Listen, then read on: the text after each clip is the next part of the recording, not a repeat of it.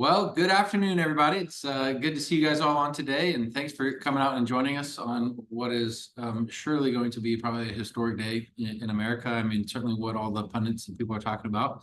But today, really excited about our Fullerton Live event, joined today by one of our lead advisors, Zach Tobey. Hello, everyone. We had a lot of fun together back in July on our July 4th event and shared some recipes and just had a good time. So again, looking forward to having a great time today. Again, I want to remind you, this is a live format. It's a two-way conversation. The questions and comments are open and available. So if you guys have any questions or any things that you're thinking about or concerned about on today's topic, please type it in there, send it in, and we'll be sure to get to it. If we're not able to get to your questions before, on the conversation today, we will make sure and follow up with you after our live event today. Well, we don't have all the flashing lights and the graphics and everything that I'm sure many of you are going to see on all the newscasts and stuff that you're watching today, and the breaking news every few minutes of what county's been called or what city or what state. You didn't bring that stuff with you today? Yeah, we're going to work with the team. We got to get the animation updated for you guys. Yeah. Breaking alert. We have a new race to call. Yeah. Jack, call it. No. Really, we're not going to be doing that today. It's really, we wanted to make sure that we got on and just had an opportunity to talk with you guys and be able to speak through, just some interesting facts about today, the election day, about some of the impact that it will be having, or could be having on you guys or on people who are planning for in retirement. There's obviously a lot of big implications. I know that many people feel the impact or the potential impact of today, and both in their personal lives and personal beliefs, but also economics and finance. So today, really, we're going to be able to talk about some of the policy impacts that today might have. So I also just wanted to remind you guys, we've got some pretty exciting upcoming events this Friday at 11 a.m. So from 11 to 1, we are hosting our Veterans Day barbecue, Veterans Day picnic at Rio Vista Park over in Peoria. Make sure, if you haven't registered for that, I really, really encourage you to register and sign up. Come out and join us. It's going to be an incredible day. It's seriously probably one of the best events we do all year long, where we just get an opportunity to honor you, our veterans, those who've served in one of the branches of our military and have stepped up to the call to defend our nation and to provide the freedom that we have, and we get to celebrate on a day like today. Yeah. And going out and voting for our leaders, for our policies, and for the direction of our country. So this Friday at 11 o'clock, Rio Vista Park is our Veterans Day barbecue. Please sign up if you haven't. November 19th, that's our next Fullerton Live event. That's November 19th at 1 p.m. Please mark your calendars for that. We got a really exciting conversation with Tyler, one of our lead advisors. He'll be joining and going over some very pertinent end-of-year planning. I know that we've got obviously the holidays coming up, but we're also coming up at the end of the year for anything that you guys might need to do, from RMDs, charitable giving, tax strategies, or just some movements in your portfolio that you want to make sure you get done before the end of the year. Yeah. We'll be going over that on the 19th at 1 p.m. Make sure you mark that down. And then the really big one, really excited about this. This is our 9th annual or 10th annual? 9th. I want to say 9th annual. Yeah, it's our 9th.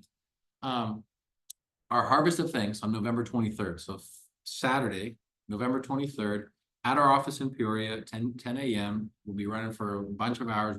We get to hand out some pies and have a great time. We're going to have coffee and hot cocoa, and there's wood-fired pizza, there's treats, there's what are those things? It's like they do the pretzels or the waffles. Waffles. We have a waffle. That's always the biggest hit at the event is the waffle truck. I can't get enough. Yeah, it's so good.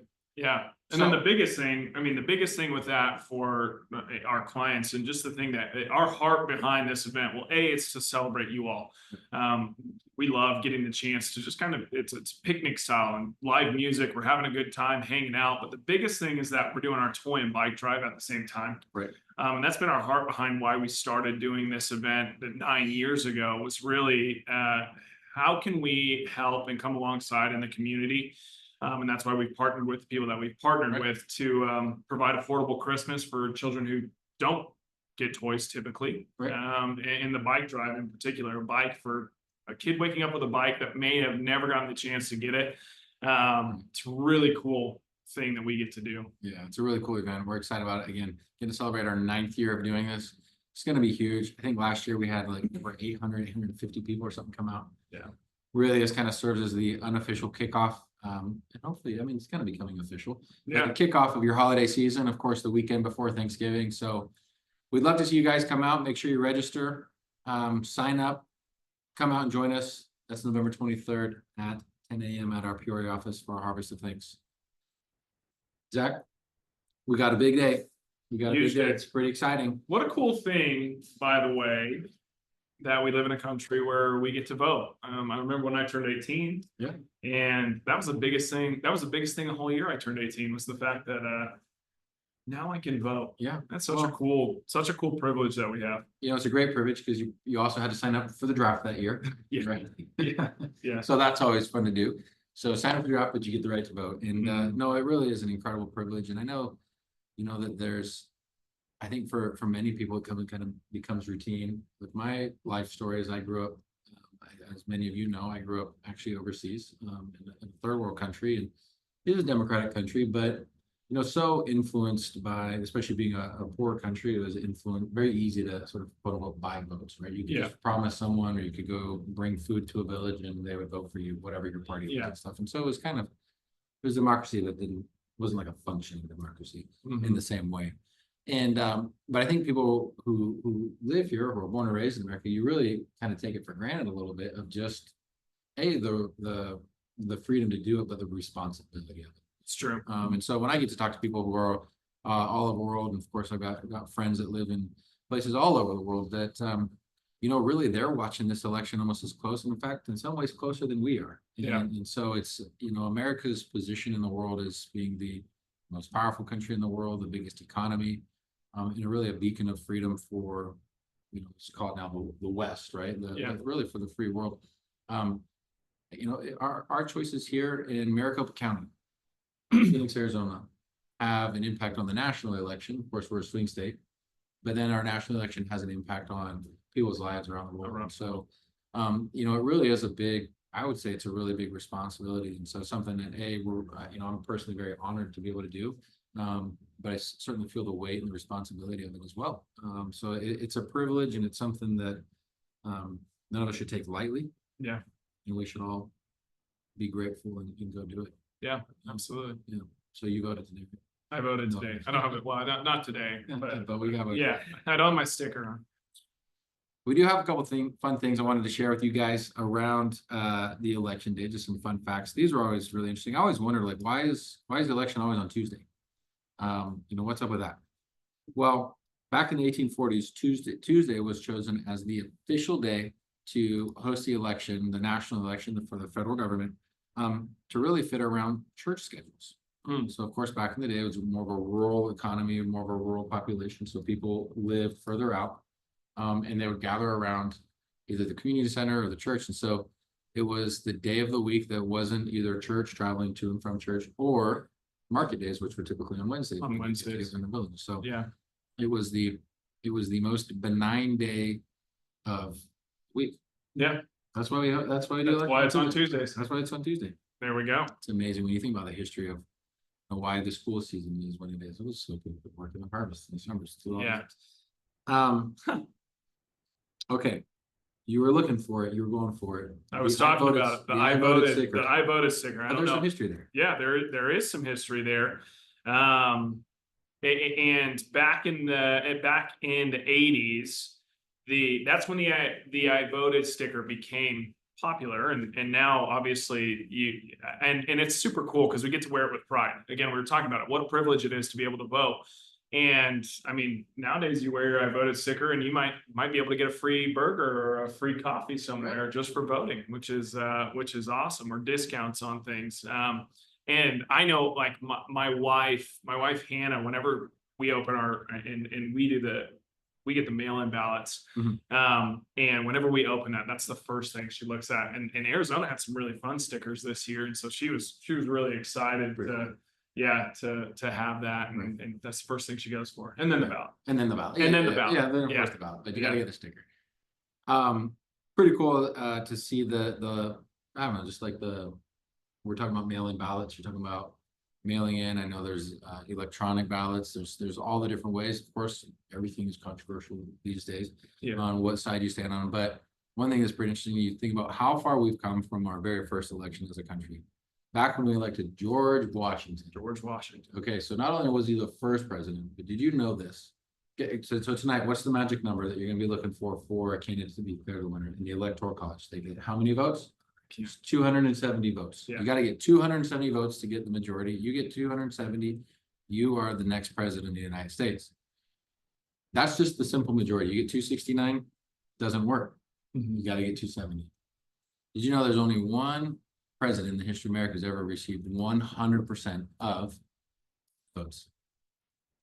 George Washington. George Washington. Pretty cool. You think anyone's gonna get 100% of the votes tonight? I doubt we will ever see that happen again. Well, look, those are a couple fun facts. But there's also some things out there that are not gonna be so fun to talk about. And some of those are the economic impacts of course, the election today and some of the things that we're watching for. I'll start off with one of the first ones, of course, is government policy and around the impact on inflation. That's been a big thing that obviously that's had probably the biggest impact on a lot of people's lives over the last couple of years. Certainly the most noticeable. Easy to talk about taxes, easy to talk about different rules and regulations. I know recently some regulations changed around 401ks and the max contribution limits on that. Changes to the 529 plans, Roth allocations, increases in your Social Security benefits, all those different things that go on, and those are very interesting. But actually, at the end of the day, the thing that's probably had the biggest impact on a lot of our clients' lives, but then also we just know, myself personally, in your own life personally, we both have young kids. Yeah. So we see it in the diaper aisle, the food aisle, and that's inflation. What's going to be the big impact on inflation after the election today? And so, as we think about it, the various economists come out and talk about, well, whose plan is going to have Whose plan is the best plan? But really, do you think in today's political environment, how big of an impact do you think the president's really going to get to have on inflation or what spending policies are? I don't think it's. And this is not our official positions. This is conversation. Yeah. I thought you guys all have different thoughts, I'm sure too. Yeah, I don't think it's as big of a. There's as big of a pull just from the president's, the office of the president, as many people want to make it out to be. There's a lot of different factors, economic factors that are going to affect all of that. That sometimes and we call them the leader of the free world. They don't have as much impact. They don't have as much impact as we think. Right. I don't know. That's my own opinion, but what about you, Josh? What do you think? Yeah, no, look, it's a good question, but I think what you see is typically in a president's second term. Of course, here we're looking at a situation where we're either going to have a president's second term, or I don't know if it's the first term of another person, but kind of the second. It's a very unique situation. It's kind of uncharted waters in terms of what historical precedent has been. What you've typically seen in a presidential second term is that their policies or their initiatives, their priorities often get derailed by events out of their control. Yeah. Whether it be a war, whether it be a global meltdown in another economy. In the 90s, even you had the Asian economic crisis, a really big impact, 97, 98. You have the oil embargo in the 70s. You've got some of these global impacts, not always violence and war, but sometimes purely economic. And I think with the way that the world is so interconnected these days, you really could see that those are things outside of the president's control, but they're going to have a very big impact on what they're going to be able to focus on from a priority standpoint. So again, this is a historic day, and regardless of the outcome today, it's going to be historic. Yeah. So hard to predict. And so I think as we're talking through things, and again, we're looking at all the different tax policy considerations and shifts in the way that tax policy will be handled in the new year. I know that we've got the tax cuts that will be coming after next year. Those are expiring in 2026. So this year, we're really gonna be looking at, are they gonna be extended? Mm-hmm. Are they gonna be changed? Are they gonna be eliminated, or are they just gonna be allowed to sunset? The current tax law is that they go away in 2026. Yeah. Question will be is will the president and whichever party wins control of the Senate or Congress or both, or however this works out, will they be able to focus on that as a priority, or will they have other things come up that are gonna take their attention? So Yeah. a lot of potential impacts. Of course, Social Security and healthcare. Very big topic. We talk about a lot. When you're sitting down, what have been some of the conversations that you've had recently with people and some of their concerns around Social Security and healthcare? Well, I mean, the biggest one with Social Security always is it going to be around? Is it being funded adequately to continue? And I wish I had the answer for that. Right. But regardless, clients and potential clients who sit down with me, there's always the question about Medicare and how am I protected if something catastrophic were to happen to myself or my spouse if they're married, and that's always a huge concern, because that can derail all of the planning you've put in place. And typically, if you haven't planned for that, that's where it really derails that. And that's why we do the planning that we do, the holistic approach, because regardless of who wins the election, what policies are being put in place, that's why you trust myself and Tyler and the other advisors here, because we're navigating through those waters, learning how to optimize your plan based on those things, regardless of today's results. And that's really why we do what we do. Right. Not for days like today, but to optimize what you're doing based on what is happening in the world. Right. Because we can't control it, Right. but we can plan adequately, so that the uncontrollables can be mitigated to some extent. Right. No, and I think that's a great point. I do just want to remind everybody, this is a two-way conversation. If you got any questions at all, or any comments, or anything that you want us to really focus on and address, pop it into the question here. We love to have the conversation. Again, it's why we do this format. And again, our most interesting and exciting live conversations are when you guys do ask a lot of questions or you engage. So please sign on there and ask us some questions. You touched on a point there that I think is really important, Zach, and that's the importance of staying with that long-term focus on a long-term plan, long-term stability.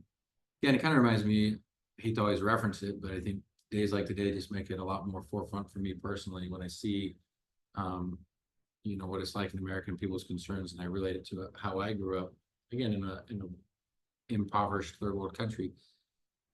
Regardless of whatever big event was going on, or if there was some safety concern or some economic crisis going on, regardless of that, there were always people who found a way to succeed and navigate regardless of the circumstances. And I'm talking extreme currency devaluations that would make what we've had here recently, these seem like nothing.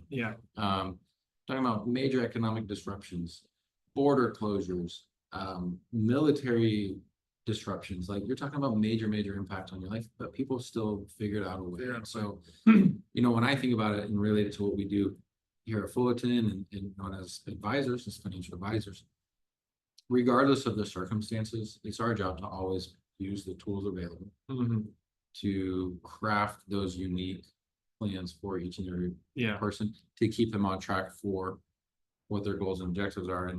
It's exactly that. I mean, and when you're talking about, and obviously I grew up here and I was fortunate enough to grow up here, so I didn't see what you saw, living in Zambia.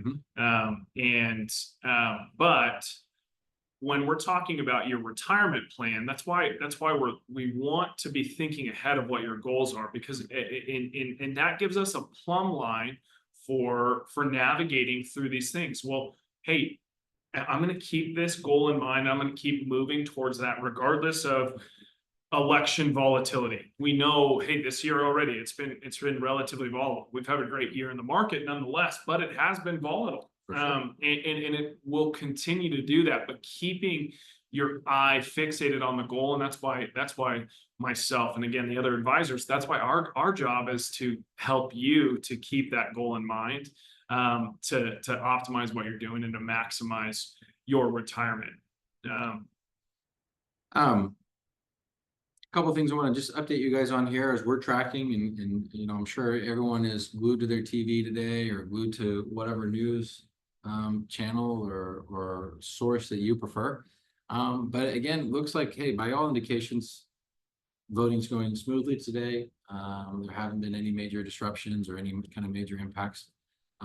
So this evening, what are some of the things that you're excited to be able to watch? I mean, I remember back in the days, you used to be able to stay up late and hopefully around, well, depending on what time zone you're in, but Yeah, it was always like 9 or 10 here. yeah, 9 or 10, you could start seeing, okay, it's called, boom, breaking Yeah. news. What do you think? Do you think we're going to be able to? I don't. see that tonight? Well, I don't think tonight's we're gonna be able to do that, but it is fun because, like, I mean, even this evening I'm getting together with my brother and some friends, and we're just gonna sit around and hang out, as you know, friends and family, and watch what's going on, and have dinner, and ultimately those are the things that matter more, regardless of the result. Hanging out with your friends, family, and treating others kindly is really Right. what this is about, what Community is. yeah, what community is. And so that's what we're doing. What about you? Yeah, no, I think it's going to be a similar approach. There's a lot of you know, watch parties and things like that, but we're doing the exact same thing. And so looking forward to watching. I know that there's people have different games. There's different betting games and things like that you can put on it. And so again, we started off the topic today that is very serious, but again, you got to enjoy the process and enjoy you know, the experience of going through and watching what is going to be truly a historic day, I think. Yeah. So no, we're certainly looking forward to tonight, enjoying that. I'd love to know from you guys what you're doing and how you've typically watched the election results roll in.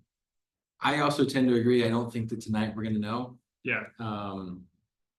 Again, it looks like it's a neck and neck election right now. Even the results that we're watching here are showing that both candidates are neck and neck as the voting tallies in across the East Coast and the Midwest, and of course now building up here in the West Coast. So I think no matter what, it's going to be a close one. It's going to be probably potentially a few days before we know the final results, but certainly probably not tonight. Probably not tonight. Yeah. Betting games, huh? Betting games. Yeah. You got betting games on how many times someone will say a certain word, news anchor, how many times they'll call breaking news, things like that. Well, look, I know that here in Arizona, we've got a lot of things, especially again, most of you live here in Arizona, and you know, we're looking at a number of different impacts and initiatives from this election. It certainly is going to be, I think, a historic one for us. Next election, you can expect that Arizona will likely gain another electoral college vote. I know that this last time, because of course we had the census in 2020, there were a number of states and predominantly swing states that picked up electoral college votes. Arizona is a swing state, likely to continue being a swing state for a while. Yeah. I see them probably picking up another electoral vote after the next census. We just had such an incredible influx of people moving in, you know, from other states, right? And so a lot of our, call it domestic to Arizona policies and issues, you know, end up having a lot bigger national spotlight than what they do. What they used to. And certainly what they used to. Absolutely. Their backwater, if you will. Yeah. No water. No. You know, so I really am, you know, I'm looking forward to kind of seeing the results tonight, both on the local level, at the state level, and seeing, you know, I know that there's several tax propositions, some continued, some bond propositions around continued economic growth here in the state. But really, as you think about it at a state level, it really is an exciting time to live in Phoenix, to live in Arizona. We're a magnet for a lot of international investment, of course, with the Taiwan semiconductor. And obviously the associated businesses that are investing in the semiconductor space. But from an economic growth standpoint, from a political standpoint, really, it's pretty exciting time. And you're native Phoenician, native Arizona. So as you think about Arizona compared to anywhere else in the country you could live, what excites you about the next couple of years and some of the things that are on the ballot today? Well, yeah, you kind of hinted at it, but the influx of people, that's been, well, good or bad depending on how far your commute is. Yeah, how far your commute is, what time you sit in traffic. Yeah, what time you sit in traffic, but the influx of jobs. You were talking about the semiconductor factory. I don't know if you've been able to drive past that anytime recently. That place is huge. Yeah. And the influx of jobs, just helping out the local economy.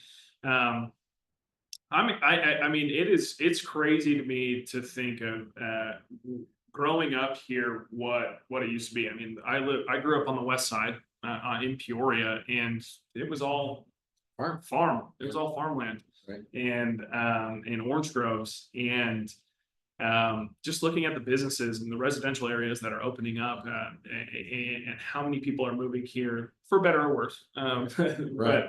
But yeah, I'm excited for the next 5 to 10 years in Arizona. It's becoming a place where people want to be, and for good reason. I mean, you woke up this morning, probably some of you woke up pretty early, and it was 50 degrees out. It's going to be 75. It's going to be 75, beautiful this afternoon. Yeah. And you put a little coat on, and yeah, it's wonderful. So there's a reason why people love it here, and there's a reason why people are snowbirds too, because summer does that summer gets pretty hot. Yeah, but it's wonderful. I think we're going to continue to see that Arizona is a great destination for business. It's a great destination to live. And so again, looking at the opportunity for things that we get to vote on as a state, it really is, for me, it's really inspiring, and it gives me a lot of hope and confidence in the state over the next 5 to 10 years of what our continued growth trajectory is going to look like. Again, have a more of a business friendly environment, a little more libertarian tax law, or not tax law, but just government rules around just life in general, and kind of seeing, okay, well, this is a place that is welcoming to a lot of different, people from a variety of backgrounds. Yeah. It's a great place to do business, great place to live, great place to be retired. So, really excited again over the coming hours. I hope all of you guys have a great place that you're set up for to watch the results start to roll in this evening. Probably around 7 o'clock, probably when the first results and first polls start closing, and they start calling county by county, state by state. Again, I want to remind you guys, if you haven't signed up yet for it, this Friday we have our Veterans Day barbecue. We're going to be hosting a bunch of you guys out and really just celebrating and honoring our veterans, honoring them. And then really don't forget, November 23rd, please sign up, please register. We'd love to see you there and just be able to celebrate you guys and kick off your holiday season in such a great way and exciting way. November 23rd at our office in Peoria, our Harvest of Thanks. Again, this is about the 9th year, 10th year that we've been doing this, and we're really excited to spend some time with you guys. Zach, always, it's a lot of fun. Really enjoy it. Thank you for coming out today, and have fun tonight. Yeah. And enjoy it, and we'll see you guys in 2 weeks. See you all.